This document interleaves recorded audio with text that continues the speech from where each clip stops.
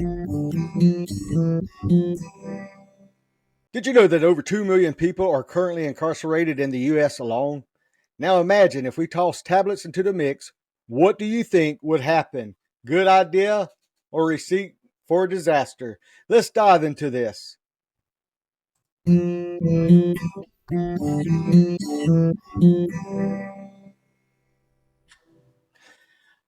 All right, folks, today we're going to tackle a pretty big, interesting topic. Inmates having tablets in prisons. At first glance, it sounds like a good, straightforward idea, right? I mean, who doesn't want the spot to eat, right, or just chill? But hold up.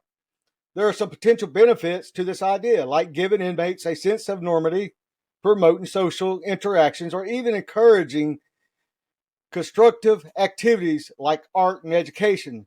But on the flip side, we also have to think about the drawbacks, such as potential for violence, misuse of the tablets, for illicit activities, and creating divided among inmates. So is it a good idea or a disaster waiting to happen? Let's break it down. Now, if you like the content I'm bringing to you, don't forget to smash that subscribe button.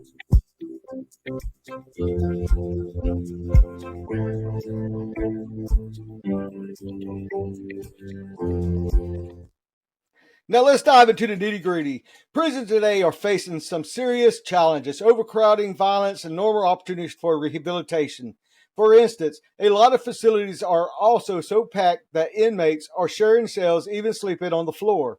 This environment can lead to heightened tension and conflict among the inmates. Now, introducing the tablet might seem like a way to ease some of the stress by providing a dedicated space for activities. But let's be real. These tablets could also be another weapon or a spot for gains of meat, or even worse, so a double-edged sword. Will they help create a more constructive environment or just add the fuel to the fire? Let's explore this issue from a different angle. First off, prison officials might argue that tablets can help organize meal times, making it easier for inmates to eat out without chaos. They might even say that having a tablet promotes social interaction and can lead to reduced fights. But what do inmates think? What do you think? Put a comment below what you think about these tablets. Some might feel that the tablet creates a more home-like atmosphere, letting them interact and share experiences, which can be therapeutic. However, others might argue that the tablets could lead to a more cliche forming, making it easier for gangs to strategize.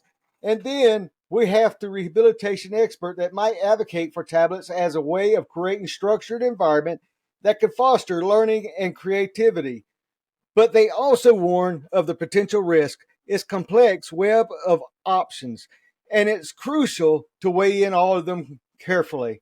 Now here where it gets interesting. There's actually a case study from a prison in California that introduced tablets into their recreation areas. Initially, it seemed like a great idea, but more inmates were engaging in board games, projects, and even group discussions. But then things took a turn. Some inmates started using the tablets to create makeshift weapons or hide contraband. The prison staff had to step in and enforce stricter rules for the whole initiative frizzled out.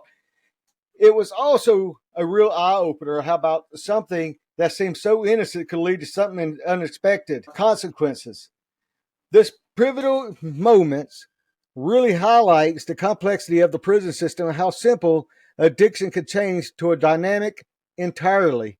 What about if they hack the tablets, break into it? Now they got all the internet, all the web, so they can get a hold of all their homies out on the streets, work on some more crimes. Now, there's pros and cons. What do you think about them jailbreaking these tablets? You know, that's a possibility. That happens all the time. It's in the news. Let's comment on that. Give me something about that. So what's the bottom line here? Introducing tablets in prison, it's definitely not a black and white issue. On one hand, they can promote social interaction and provide a sense of normality, while the other, they can become tools of violence and division. It's clear that potential pros and cons needs to be carefully weighed, and implementing would require thoughtful planning and strict oversight. It's a tangled web of challenges that requires a nuanced approach. Now, that we unpack this topic, I want to hear from you. Do you think these tablets in prison is a good idea or a receipt for disaster? Hit me up in the comments below with your thoughts. And if you're interested in more discussion about prison reform and what it looks like, don't forget to check out my other channels right here.